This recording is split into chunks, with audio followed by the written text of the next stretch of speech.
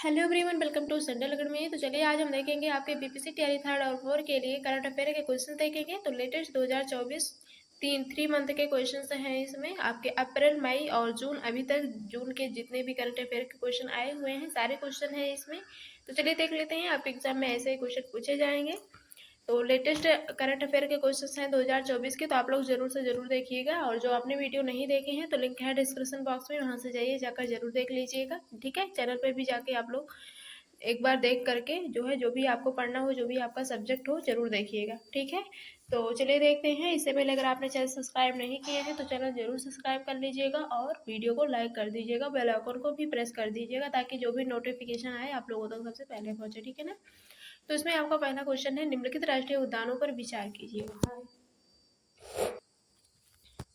तो पहले में आपका दिया हुआ है कंचनजंगा राष्ट्रीय उद्यान सिक्किम में है। दूसरा गंगोत्री राष्ट्रीय उद्यान जो है उत्तराखंड, और हेमिस राष्ट्रीय उद्यान लद्दाख। उपयुक्त में से कितने हिम तेंदुए के प्रमुख आवास स्थल है? मतलब इसमें जो भी राष्ट्रीय उद्यान दिए गए हैं उसमें तेंदुए किस किस में रहते हैं। तो कंचनजंगा राष्ट्रीय उद्यान में भी तेंदुए रहते हैं, गंगोत्री राष्ट्रीय उद्यान में भी और हेमिस राष्ट्रीय उद्यान में भी। तो आपका यहाँ पे सभी तीनों में हो जाएगा। ठीक है, आवास स्थल है ये, तो आपका बी वाला राइट हो जाएगा, सभी तीनों में। ठीक है, तो आप लोग एक बार ये वाला करंट अफेयर क्वेश्चन जरूर हल कीजिएगा और बताइएगा कि आपका कितना क्वेश्चन सही हो रहा है। ओके, तो चलिए आगे क्वेश्चन देख लेते हैं। तो आगे क्वेश्चन में आपका है,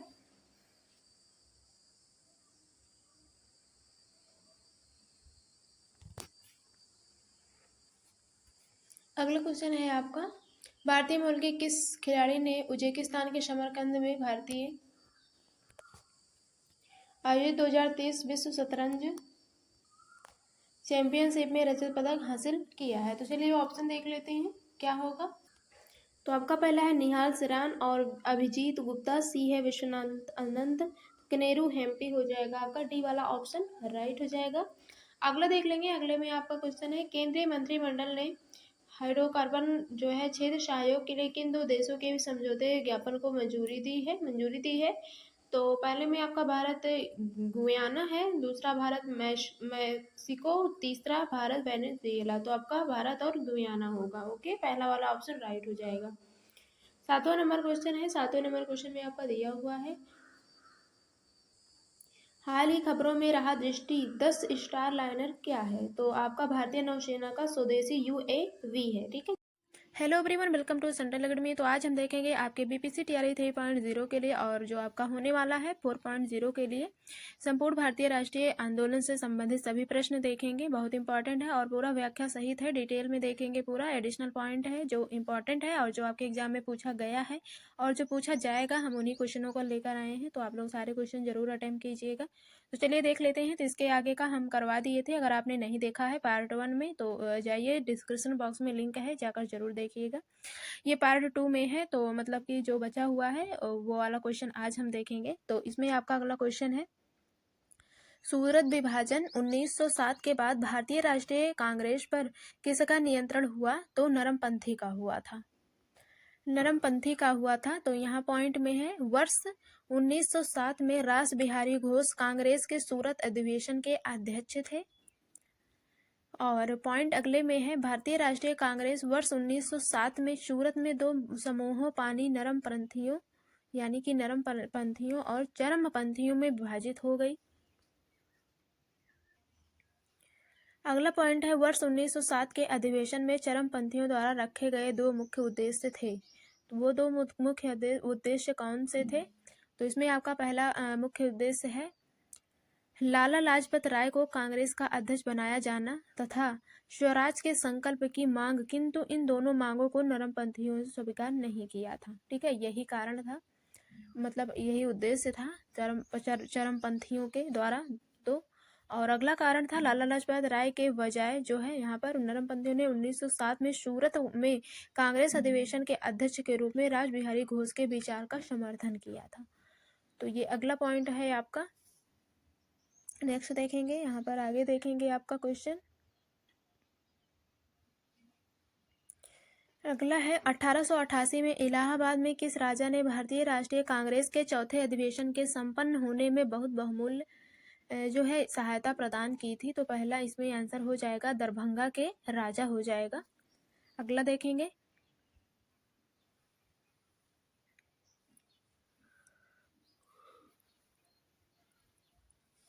1947 में भारतीय राष्ट्रीय कांग्रेस के अध्यक्ष थे, तो कौन अध्यक्ष थे? जेबी कृपलानी। इसमें पॉइंट में देख लीजिएगा, सारे पॉइंट बहुत इंपॉर्टेंट है, तो आप लोग एक भी पॉइंट छोड़िएगा नहीं, सारे जो भी पॉइंट हैं बहुत इंपॉर्टेंट हैं।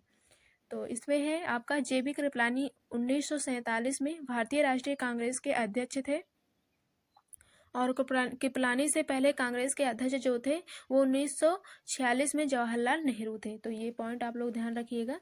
और कृपलानी के बाद प्रदीप सीतारमैया 1948 और 1949 में कांग्रेस के अध्यक्ष थे, और भारतीय राष्ट्रीय कांग्रेस की स्थापना दिसंबर 1885 में बॉम्बे में हुई थी, और A.O. हुम भारतीय राष्ट्रीय कांग्रेस के संस्थापक थे।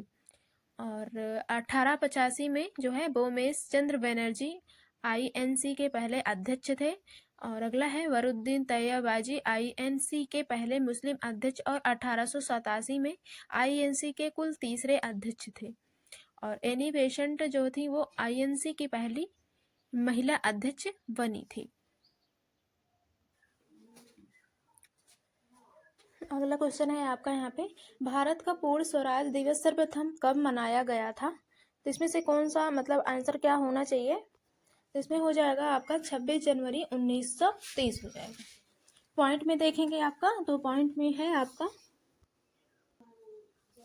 भारतीय राष्ट्रीय कांग्रेस ने 19 दिसंबर 1929 को ऐतिहासिक पूर्ण स्वराज पूरी स्वतंत्रता प्रस्ताव अपने लाहौर सत्र में पारित किया। और अगला देखेंगे आपका 26 जनवरी 1930 एक दिन जिसे कांग्रेस पार्टी ने भारतीयों से स्वतंत्रता दिवस के रूप में मनाने का आग्रह किया था, जो कि एक सार्वजनिक घोषणा की गई थी। ठीक है। और अगला आपका है यहाँ पे पॉइंट 31 दिसंबर 1929 को नेहरू ने रावी नदी के तट पर तिरंगा फहराया और पूर्ण स्वराज या पूरा स्वराज की मांग की थी, और स्वतंत्रता के लिए निर्धारित तिथि जो है 26 जनवरी 1930 रखी थी। ठीक है। अगला क्वेश्चन है आपका, भारतीय राष्ट्रीय कांग्रेस की कार्य समिति ने भारत छोड़ो प्रस्ताव कहाँ पारित किया था? तो वर्धा में पारित किया था। और पॉइंट में देखेंगे अगस्त 1942 को बॉम्बे के वर्धा में अखिल भारतीय कांग्रेस कमेटी के अधिवेशन में गांधी जी ने भारत छोड़ो आंदोलन शुरू किया और करो या मरो का आह्वान किया, और वर्धा प्रस्ताव को भारत छोड़ो प्रस्ताव के रूप में भी जाना जाता है।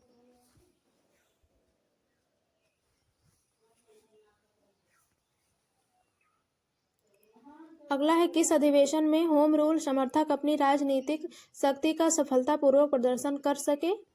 तो कांग्रेस के 1916 के लखनऊ अधिवेशन में। ठीक है, 1916 के जो है लखनऊ अधिवेशन में।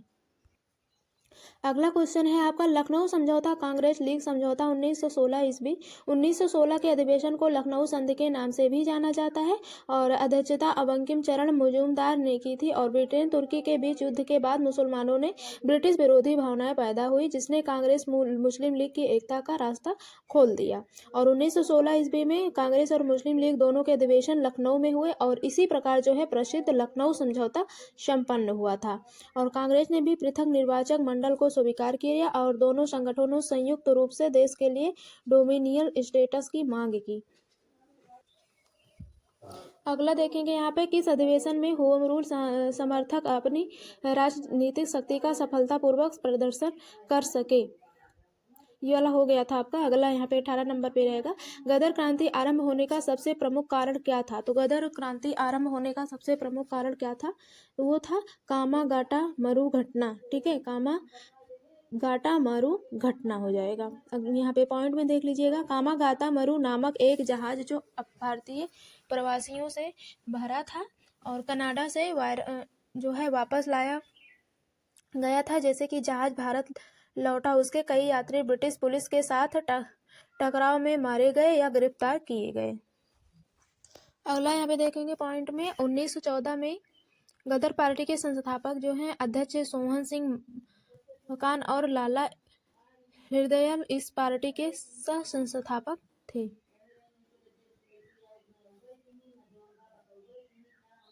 और 1913 में सेना फ्रांसिस्को के युगांतर आश्रम में इस आंदोलन का मुख्यालय स्थापित किया गया। और हालांकि अव्यवस्थित नेतृत्व के कारण आंदोलन के उद्देश्यों को पूरी तरह से समझ या हासिल नहीं किया जा सका था। अगला क्वेश्चन है भारतीय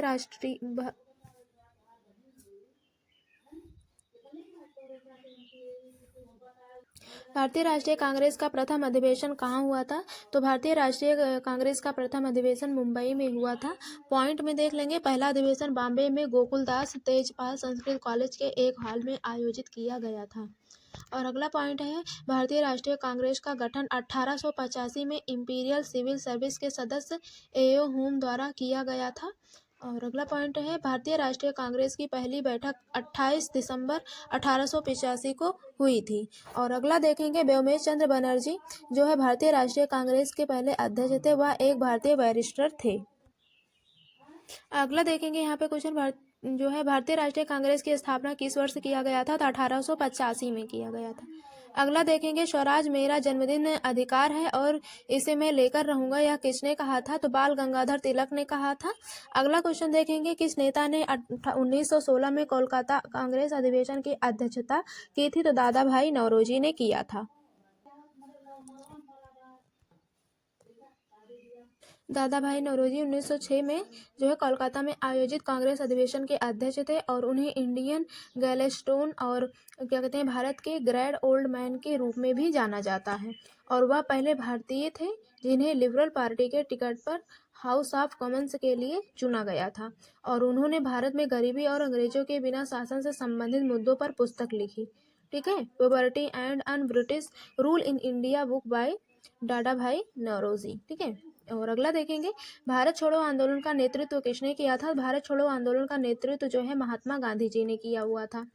और इसमें पॉइंट वाइज में देख लेंगे, तो पॉइंट में है आपका, अखिल भारतीय कांग्रेस कमेटी की बैठक 8 अगस्त 1942 को बम्बई में हुई और इसने प्रसिद्ध भारत छोड़ो प्रस्ताव पारित किया और गांधी के नेतृत्व में एक अहिंसक जन संघर्ष शुरू करने का प्रस्ताव रखा और इसे वर्धा प्रस्ताव और नेतृत्व विहीन विद्रोह कहा जाता है।